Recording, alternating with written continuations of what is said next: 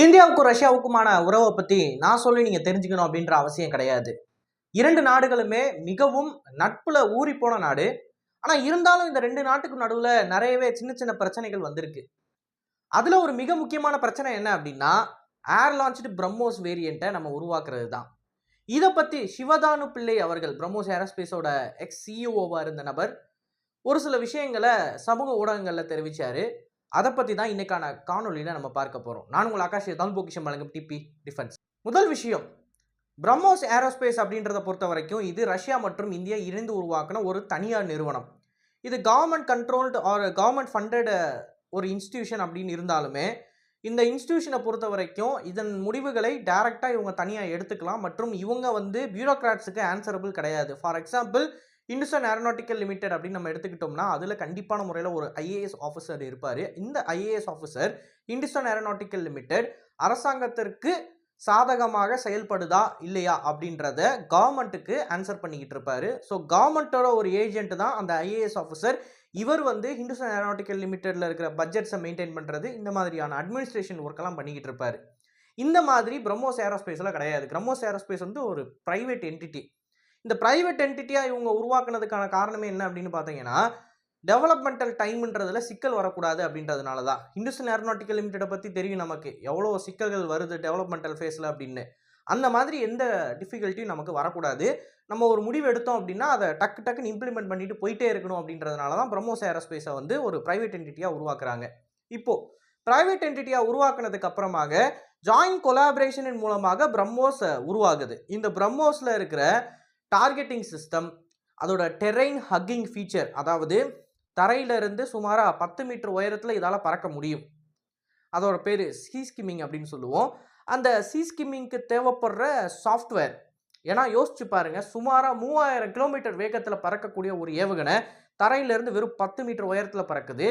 அந்த உயரத்தில் டர்புலன்ஸ்ன்றது எந்த அளவுக்கு அதிகமாக இருக்கும். ஒரு சின்ன எதிர்காற்று அடித்தாலும் சரி, அந்த ஏவுகணை ஒரு இன்ச்சு நகர்ந்தாலும் அது கடலுக்கடியில் போயிடும். ஏன்னா 10 மீட்டர் உயரம் தான் மார்ஜின் ஆஃப் எரரு. ஸோ அந்த மைன்யூட்டான கால்குலேஷன்ஸை பண்ணக்கூடிய ஒரு ஃப்ளைட் கம்ப்யூட்டர்ஸ் அண்ட் சாஃப்ட்வேர்ஸை இந்தியாவில் இருக்கிற டிஆர்டிஓ இணைந்து உருவாக்குறாங்க பிரம்மோஸ் ஏரோஸ்பேஸுக்காண்டி.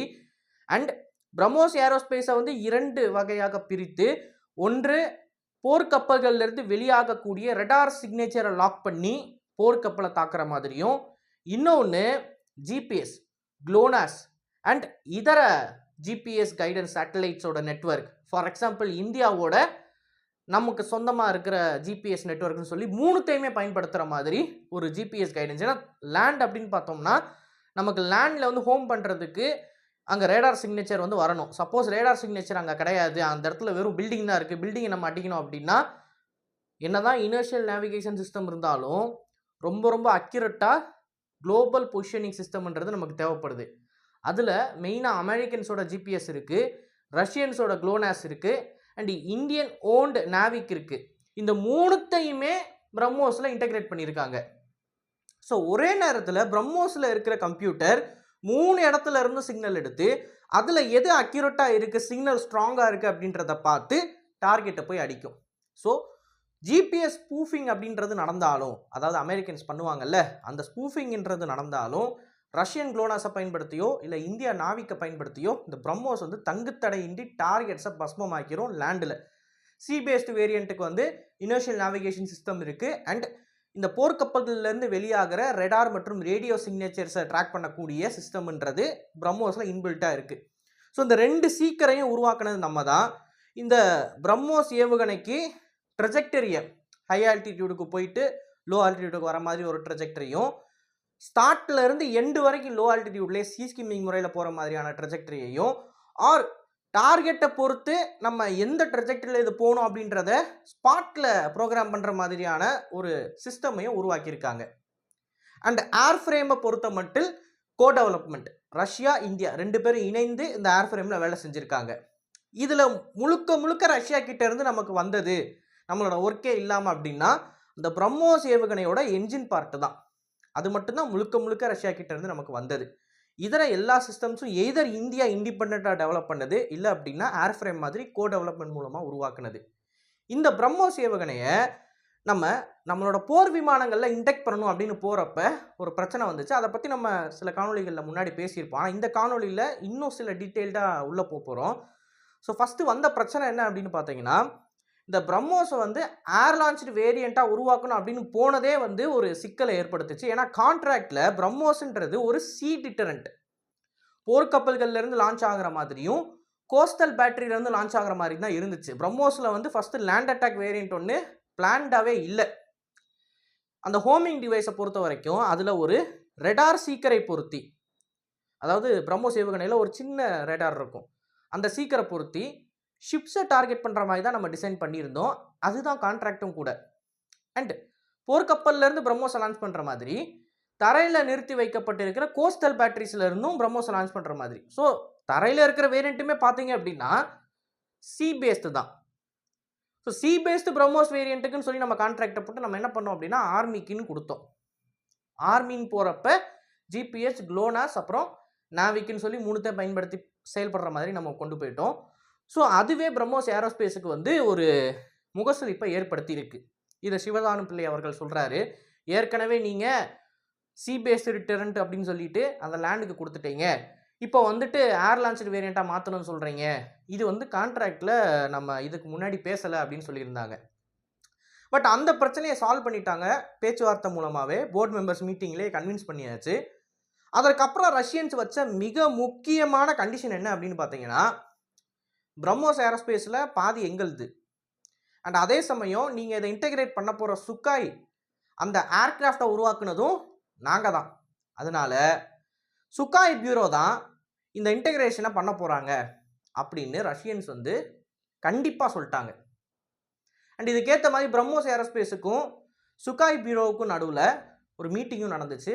அதில் சுக்காய் பியூரோ ஓப்பனாகவே சேலஞ்ச் விட்டாங்க, உங்களாலலாம் இதை பண்ண முடியாது, தேவையில்லாமல் முயற்சி பண்ணாதீங்க, நாங்கள் பண்ணித்தரோம், எங்களுக்கு இத்தனை $1 மில்லியன் கொடுத்துருங்க அப்படின்னு சுக்காய் பியூரோ ஓப்பனாக சேலஞ்ச் விட்டாங்க சிவதானு பிள்ளை அவர்கள் முன்னாடி, இது உங்களால் பண்ண முடியாது அப்படின்னு. பட் சிவதானு பிள்ளை ஹேட் அதர் பிளான்ஸ். அவர் என்ன பண்ணார் அப்படின்னா, இந்த சுக்காயில் எந்தெந்த சிஸ்டம்ஸை நம்ம மாடிஃபை பண்ணணும், அதை எப்படி பண்ண போகிறோம், மற்றும் இந்த மிசைலில் என்னென்ன மாடிஃபிகேஷன்ஸ் பண்ணணும், அதை எப்படி பண்ண போகிறோம் அப்படின்ற ரோட் மேப்பை க்ளீனாக போட்டு ப்ரெசன்டேஷன் கொடுத்துட்டாப்புல. அந்த ப்ரெசன்டேஷனை பார்த்த உடனே பிரம்மோஸ் ஏரோஸ்பேஸில் இருந்த ரஷ்யன் கவுண்டர் பார்ட்டுக்கு ஒரு விஷயம் தெளிவாக தெரிஞ்சு போச்சு, இந்தியன்ஸ் அவங்க சொந்தமாகவே இன்டெகிரேட் பண்ணிடுவாங்க நம்மளோட உதவி இல்லாமல் அப்படின்னு. உடனடியாக அந்த ரஷ்யன் ஆஃபீஸர்ஸ் என்ன பண்ணுறாங்க அப்படின்னா, ரஷ்யாவுக்கு போய் அந்த டைமில் பிரசிடெண்ட்டாக இருந்த டிமிட்ரி அவர்கள், ஏன்னா புட்டின் வந்து ஒரு கன்சிக்யூட்டிவாக பிரசிடெண்ட்டாக இருக்க முடியாது அப்படின்னு சொல்லி ரஷ்யன்லாம் இருந்த சமயத்தில் புட்டின் என்ன பண்ணார் அப்படின்னா, அவர் பவரில் இருந்தாலுமே ஒரு பினாமி மாதிரி டிமிட்ரி அப்படின்ற ஒரு நபரை பிரசிடெண்ட் ஆக்கினார்.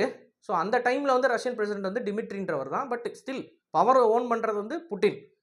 ஸோ டிமிட்ரி கிட்ட போய் நேரடியாக சொல்லிட்டாங்க பிரம்மோஸ் ஏரோஸ்பேஸ், இந்த மாதிரி இந்தியா பண்ணுறது சரியில்லை, நம்ம கிட்ட காசு கொடுத்து நம்ம மூலமாக தான் அவங்க இதை இன்டெகிரேட் பண்ணோம் அப்படின்னு. உடனடியாக டிமிட்ரி வந்து கான்டாக்ட் பண்ணுறாரு பிரம்மோஸ் ஏரோஸ்பேஸை, தெளிவாக சொல்லிட்டாரு நீங்கள் இதை பண்ணக்கூடாது அப்படின்னு. மீண்டும் சிவதானு பிள்ளை அவர்கள் இல்லை இதை நாங்கள் தான் பண்ணுவோம் அப்படின்னு சொல்கிறப்ப டிமிட்ரி நேரடியாக இந்தியன் பிரைம் மினிஸ்டர் தென் மன்மோகன் சிங் அவரை கான்டாக்ட் பண்ணிட்டாங்க. மன்மோகன் சிங்கிட்ட போய் இந்த மாதிரி நீங்கள் பண்ணீங்க அப்படின்னா சுக்காய்க்கான ஸ்பேர் பார்ட்ஸை நாங்கள் தரமாட்டோம், ஸ்பேர் பார்ட்ஸை நிறுத்திடுவோம் அப்படின்னு மிரட்டுனாங்க. ஸோ பப்ளிக்காகவே மிரட்டினாங்க, ஸ்பேர் பார்ட்ஸ் தர முடியாது, உங்களால் முடிஞ்சதை பார்த்துக்கோங்க, இன்டெகிரேட் பண்ணுமா பண்ணிக்கோங்க அப்படின்ற மாதிரி மிரட்டினாங்க. உடனடியாக பிரைம் மினிஸ்டர் அவர்கள் சிவதானு பிள்ளைகிட்ட வந்து இது நமக்கு தேவையில்லாத வேலை, ரஷ்யன்ஸை இன்டெகிரேட் பண்ணணும், காசு போனால் போட்டோம் அப்படின்னு சொல்லி கொடுத்தப்ப அவர் சொன்ன வார்த்தை என்ன அப்படின்னு பார்த்தீங்கன்னா, காசு நமக்கு ஒரு பிரச்சனை கிடையாது, ஆனால் இந்த இன்டெகிரேஷன் ப்ராசஸை நம்ம பண்ணால் மட்டும்தான் நமக்கான எக்ஸ்பீரியன்ஸ் நமக்கு கிடைக்கும், கூடுதலாக அந்த சுக்காயை வந்து நம்ம கண்ட்ரோல் பண்ணுவோம், நம்மக்கிட்ட இருக்கிற சுக்காய் ஏர் ஃப்ரேம்ஸை நம்ம ஃபுல் கண்ட்ரோலில் வச்சுருப்போம். இன்டெகிரேஷன் ப்ராசஸை ரஷ்யன்ஸ் கிட்ட கொடுத்துட்டோம் அப்படின்னா அவங்க பண்ணுற அந்த ப்ராசஸ்ன்றதை பற்றி நமக்கு தெரியாமல் போயிடும், நம்மளோட சுக்காய் நம்மளோட கண்ட்ரோல் விட்டு போயிடும், நம்ம ஏர் ஃப்ரேமில் நம்ம வச்சது தான் சட்டமாக இருக்கணும், ஐ மீன் இந்தியாவில் இருக்கிற சுக்காய்ஸை இந்தியா தான் கண்ட்ரோல் பண்ணணும் அப்படின்ற மாதிரியான ஒரு ப்ரெசன்டேஷனை மன்மோகன் சிங் அவர்கிட்ட கொடுக்குறாரு. அண்ட் இந்த இன்டெகிரேஷன் ப்ராசஸையும் தெளிவாக விளக்கிட்டார். ஸோ இதை கேட்டோடனே மன்மோகன் சிங்கும் ஓகே இது ஒர்த்து ரிஸ்க் அப்படின்னு சொல்லி ப்ராசஸை பண்ண சொல்லிட்டாங்க. இதற்கிடையில் நம்மளோட இந்திய பொலிட்டிக்கல் தலைமை என்ன பண்ணியிருக்காங்க அப்படின்னா, டைரெக்டாக டிமிட்ரிகிட்ட பேசாமல் புட்டின் அவர்கள்கிட்ட பேசி இந்த மாதிரி பிரம்மோஸ் ஏரோஸ்பேஸில் நாங்கள் ஓனாகவே இன்டெகிரேட் பண்ண போகிறோம், இதற்கு உங்களோட ஒப்புதல் வேணும், ஒரு சப்போர்ட் வேணும். ஏன்னா சுகாய் பியூரோவில் இருந்தும் அவங்க எங்களுக்கு ஸ்பேர் பார்ட்ஸை கொடுக்க மறுக்கிறாங்க, டிமிட்ரியும் ஓப்பனாக மிரட்டுறாரு அப்படின்னு சொன்ன உடனே புட்டின் அவர்கள் நேரடியாக ஒரு எக்ஸிக்யூட்டிவ் ஆர்டர் பாஸ் பண்ணுறாப்புல. பிரம்மோஸ் ஏரோஸ்பேஸ் தான் இன்டெகிரேட் பண்ண போகுது அண்ட் இந்தியன்ஸ் தான் பிரம்மோஸை சுகாயில் இன்டெகிரேட் பண்ண போகிறாங்க அப்படின்னு சொல்லி. ஸோ இது பொலிட்டிக்கலாக நடந்த ஒரு சில பிரச்சனைகள். இது போக டெக்னிக்கலாகவும் இந்த பிரம்மோஸ் ஏவுகணையை சுகாயில் இன்டெகிரேட் பண்ணுறதுல பிரச்சனை இருந்துச்சு. பிரம்மோஸையே நம்ம மாடிஃபை பண்ண வேண்டியதாக இருந்துச்சு. ஏன்னா இந்த பிரம்மோஸ் வந்து 3 டன் ஏவுகணை. இந்த 3 டன் ஏவுகணையை நம்மக்கிட்ட இருக்கிற சுகாயில் மட்டும்தான் பொருத்த முடியும். அதை தவிர வேறு எந்த ஏர்ஃப்ரேம்லையுமே அதை போட முடியாது. ஏன்னா சுகாய் தான் அவ்வளோ பெருசு, பேலோட் கெப்பாசிட்டியும் அந்த விமானத்துக்கு மட்டும்தான் இருக்குது. பட் இருந்தாலும் அதில் ஒரே ஒரு பிரம்மோஸ் தான் பொருத்த முடியும். அதுவும் ஒரே ஒரு இடத்துல தான் பொருத்த முடியும். 2 என்ஜினுக்கு நடுவில் அதோட பெல்லியில் ரெக்கைகளில் இந்த பிரம்மோஸ் ஏவுகணையை மவுண்ட் பண்ண முடியாது.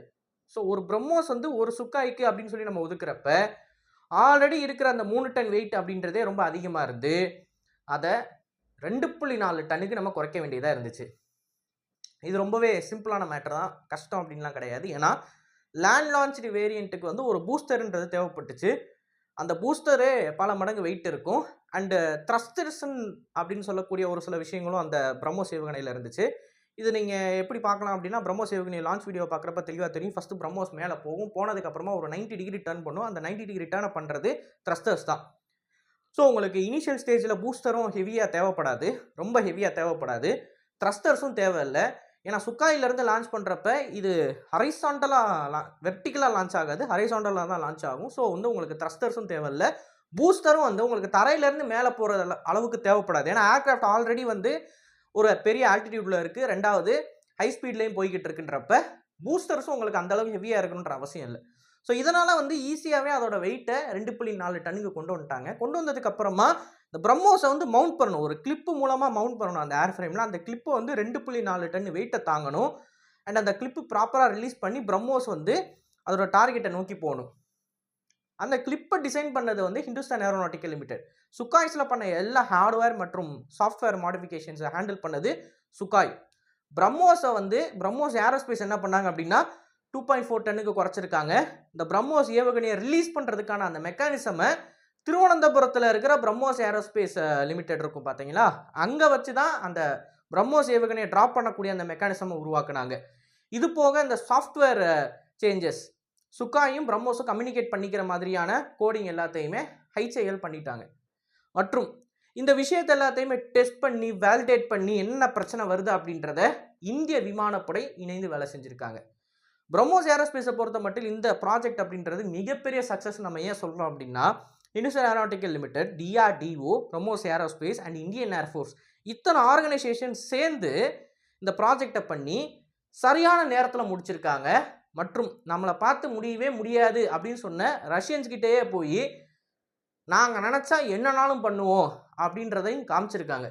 அதனால தான் இந்த ஒரு அண்டர்டேக்கிங் அப்படின்றது இந்தியாவோட டிஃபென்ஸ் வரலாற்றில் மிக மிக முக்கியமான ஒரு விஷயம். எல்லாரும் தெரிஞ்சுக்க வேண்டிய விஷயம், டிஃபென்ஸை ஃபாலோ பண்ணுறவங்க எல்லாருமே பிரம்மோஸை ஏர் வேரியண்ட்டாக கன்வெர்ட் பண்ணதை பற்றி. ஸோ இந்த காணொலியில் நான் சொன்ன கருத்துக்களை பற்றி நீங்கள் என்ன நினைக்கிறீங்க அப்படின்றத மறக்காம கமெண்ட்ஸில் பதிவிடுங்க. அண்ட் இது போல் நிறைய தகவலை தெரிந்து கொள்ள டிபி நியூஸ் பேஜை ஃபாலோ பண்ணிக்கோங்க. நல்லதை இப்போ நல்ல சமுதாயத்தில் இருக்கும். நன்றி, வணக்கம்.